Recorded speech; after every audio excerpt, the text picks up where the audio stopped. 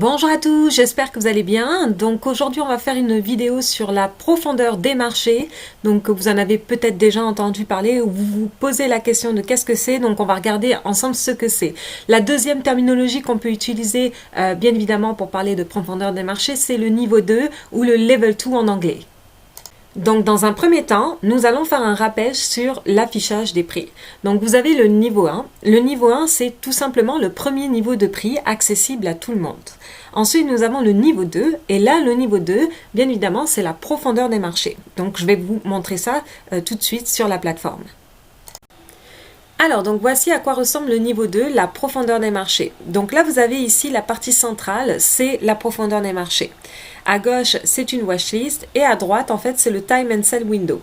Donc une fois que ces ordres ici en attente dans le carnet d'ordre sont exécutés, ils passent ici, donc dans la partie droite. Donc là, vous avez en fait, pourquoi on parle de profondeur des marchés? Parce que tout simplement, vous savez que le premier niveau ici, c'est le bid et le ask pour le niveau 1. Donc c'est ce que vous voyez en temps régulier, vous ne voyez pas le reste normalement.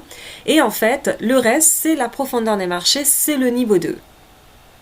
Alors, faisons un petit rappel aussi sur le bid et le ask. Qu'est-ce que c'est le bid et le ask? Le bid price, donc qui se trouve à gauche, égale le prix maximum qu'un acheteur est prêt à mettre pour détenir le stock. Le ask, qui se trouve à droite, est égal au prix minimum qu'un vendeur est prêt à mettre pour vendre le stock. Donc regardons ensemble la définition de la profondeur des marchés. Donc la profondeur des marchés en fait permet de voir la capacité d'un marché à absorber les ordres. Donc en d'autres termes, la liquidité disponible. Donc on peut aussi le nommer par exemple le carnet d'ordre. Donc ça vous permet donc d'une part de voir la liquidité disponible, donc de voir les acheteurs et les vendeurs qui sont disponibles sur justement la plateforme de la profondeur des marchés, mais aussi après ça vous permet de voir le sentiment si vous avez plus de vendeurs ou plus d'acheteurs aussi. Donc le niveau 2 se partage en plusieurs éléments. Vous avez donc d'une part deux colonnes qui vont départager les deux parties. Donc vous avez la colonne du bid. Donc on rappelle, le bid c'est la demande et le ask c'est l'offre. Donc normalement c'est le bid et offer. Donc sur le bid, nous avons en fait le prix maximum que les gens sont prêts à acheter le stock, et à droite sur le ask, on a le prix minimum de vente que les gens sont prêts à vendre leur stock. Donc voilà. Donc qu'est-ce que ça vous permet en fait le niveau 2? En fait déjà dans un premier temps, il faut savoir que c'est un outil en fait beaucoup pour les day traders. Moi personnellement je ne l'utilise pas beaucoup, à part quand je veux peut-être rentrer en position pour mes swings ou rentrer en position pour sortir de mes swings par exemple. Mais sinon je ne l'utilise pas parce que je ne fais pas de day trading. Mais cependant pour les day traders c'est un outil complémentaire qui permet d'aider dans la prise de décision. C'est vraiment plus principalement pour les day traders. Et encore aujourd'hui, en fait, avec les algorithmes, c'est quand même assez difficile de pouvoir... Oula, vous voyez ici, là, on peut avoir une certaine résistance. Vous voyez, ça est en train de loader pas mal par rapport, vous voyez, au bid ici. Donc là, on a quand même pas mal de vendeurs qui sont positionnés. Et voilà, on est passé. Donc on va voir à droite s'ils sont passés.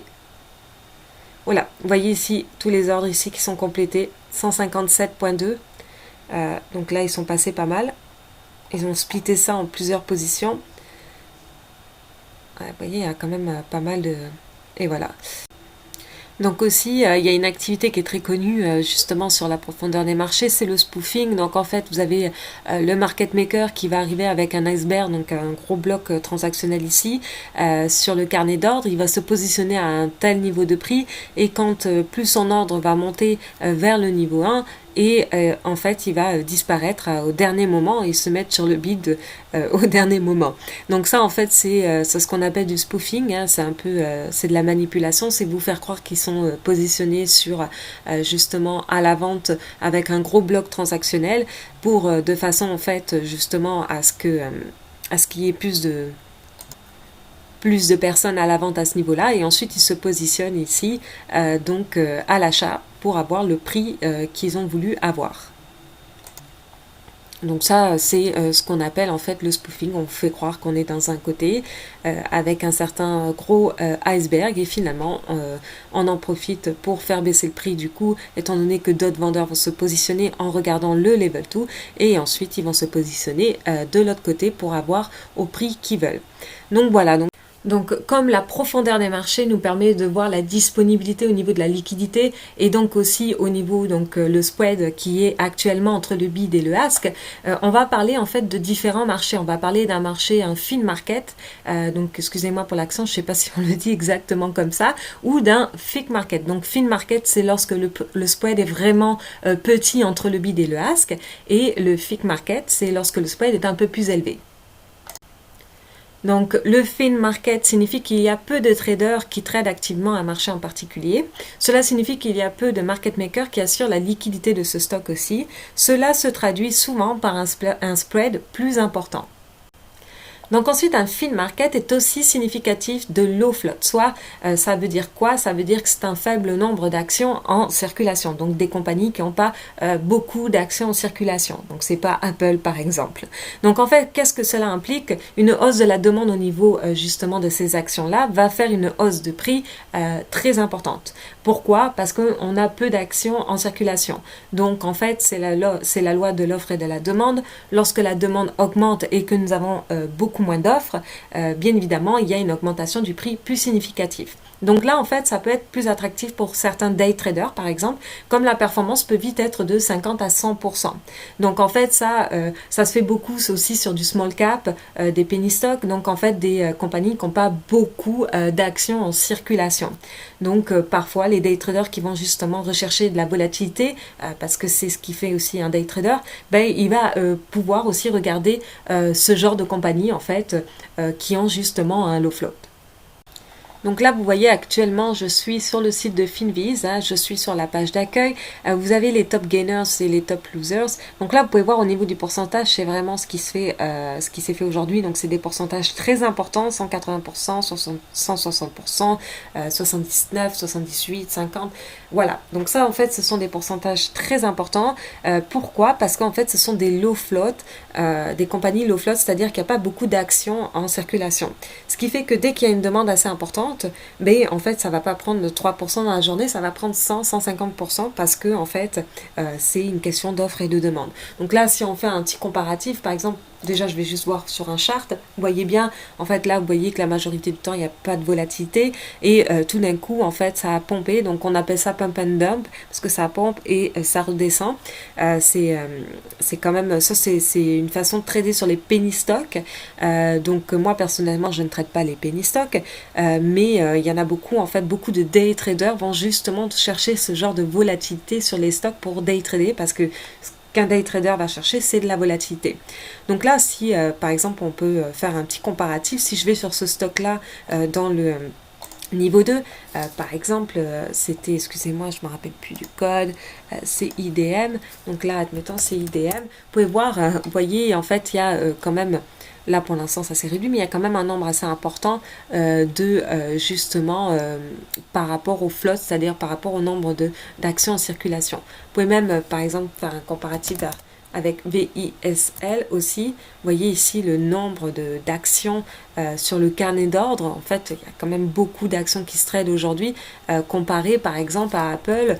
Si je fais un petit comparatif, vous voyez, ça reste à 3 chiffres ici la majorité du temps, et des fois vous avez 4 chiffres, mais sinon sur VISL, vous avez souvent 5 chiffres qui apparaissent. Donc c'est quand même énorme sur ce genre d'action-là. Donc là même sur VISL, je vais vous montrer à quoi ça ressemble aujourd'hui, à quoi ça ressemble au niveau du graphique. Vous voyez, c'est un pump. Là, pour l'instant, il n'y a pas vraiment pump and dump, mais il y a eu un bon pump. Donc, lui, il a pris 172%. Donc là, low float, vous voyez, en fait, ici, le nombre, donc que ça soit sur le bid ou le ask, le nombre de blocs, quand même, beaucoup plus supérieur à Apple. Donc, c'est pour ça qu'on a fait du 170% aujourd'hui, sur justement cette action-là, par exemple.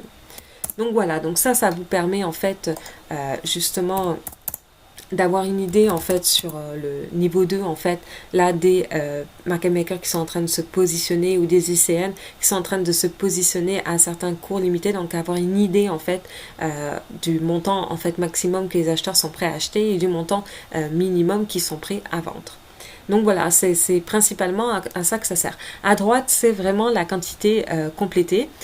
Donc là, ce qu'il faut savoir dans la partie justement à droite, ce que des fois justement, ce qu'on parlait précédemment de spoofing, en fait à droite ça vous permet de voir en fait si les ordres sont quand même complétés. Donc c'est quand même assez important de regarder cette partie-là parce que ce sont les ordres complétés. Donc des fois vous voyez ici on a des ordres qu'apparaître, donc c'est un carnet d'ordres, ça peut changer à tout moment. Et en fait ce qui après nous intéresse c'est aussi de regarder à droite en fait si ça confirme en fait ce qui se passe à l'intérieur ici.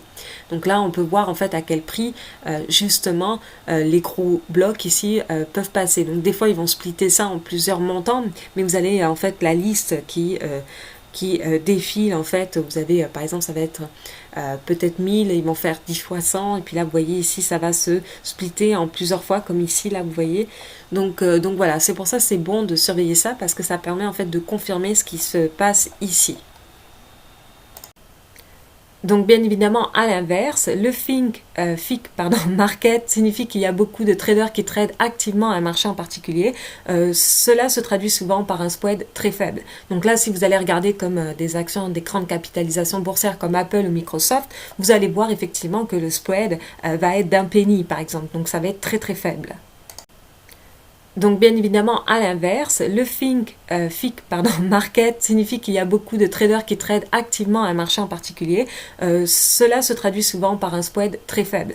Donc là si vous allez regarder comme des actions des grandes capitalisations boursières comme Apple ou Microsoft, vous allez voir effectivement que le spread va être d'un penny par exemple. Donc ça va être très très faible. Donc là, si je regarde par exemple au niveau du TVX, vous pouvez constater qu'on a plus de volatilité, il y a un spread plus important, donc qui dit spread plus important dit volatilité plus importante aussi.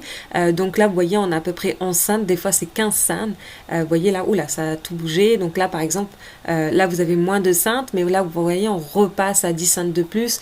Donc c'est quand même un spread assez important quand vous comparez par exemple à Apple, admettons, ou... oups. On va refaire ça.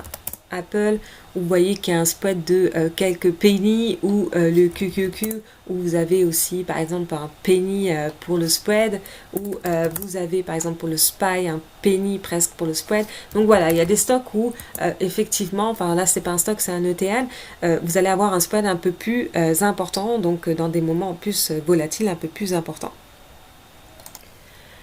Donc ensuite au niveau des market makers, il faut savoir que les market makers créent le spread, ils sont souvent des larges institutionnels. Donc en fait comment ils vont procéder? Ils vont tout simplement se placer à la fois sur le bid et le ask et ils vont justement créer ce spread là. Et c'est comme ça aussi qu'ils se financent.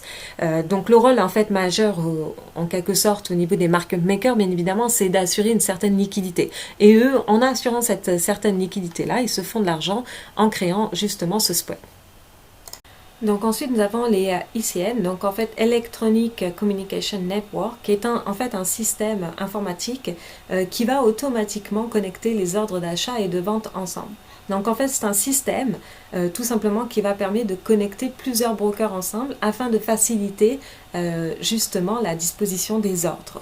Donc en fait sur justement ces ordres disponibles, ce sont seulement des ordres limites parce qu'on est quand même toujours dans la profondeur des marchés, donc des ordres à cours bien évidemment limités. Et en fait ce système, les ECN, ça permet tout simplement de rendre une communication beaucoup plus fine, beaucoup plus rapide et d'avoir accès à différents prix avec différents brokers assez rapidement. Donc voilà, sur la plateforme, vous avez donc d'une part les market makers et vous avez aussi les ICN. Donc vous avez les différents ICN qui permettent de mettre en communication ensemble les brokers ensemble. Et ça vous permet en fait d'avoir justement accès à une plus large profondeur de prix. Donc ça c'est un outil quand même, la profondeur des marchés, qui est beaucoup plus utile pour du day trading. En fait qui est principalement utilisé pour du day trading. Donc après c'est vrai qu'avec l'arrivée des algorithmes, c'est un peu plus difficile de trader à travers le niveau 2, étant donné que les algorithmes sont quand même très rapides. Donc en fait pour arriver justement à être plus rapide qu'un algorithme, c'est un peu plus compliqué. Mais ça vous donne une petite idée en fait à quoi ça ressemble. Donc c'était un petit peu à titre éducatif cette vidéo là. Ensuite si vous voulez faire un petit essai, vous pouvez aussi faire un essai par exemple sur Speed Trader. Vous avez un free trial pendant 2 semaines, 14 jours. Donc ça vous permet en fait de voir à quoi ça ressemble exactement. C'est quand même assez intéressant. Si vous voulez faire un essai dessus, vous pouvez demander l'essai et ça, vous allez avoir la plateforme de suite. Donc voilà, écoutez, j'espère j'espère que cette vidéo-là vous aura plu. Je vous souhaite quand même une très bonne semaine donc, de trading si nous sommes au-delà du week-end. Si vous avez aimé bien évidemment la vidéo, n'hésitez pas à mettre un like. Et si vous n'êtes pas encore abonné à ma chaîne YouTube, à vous abonner.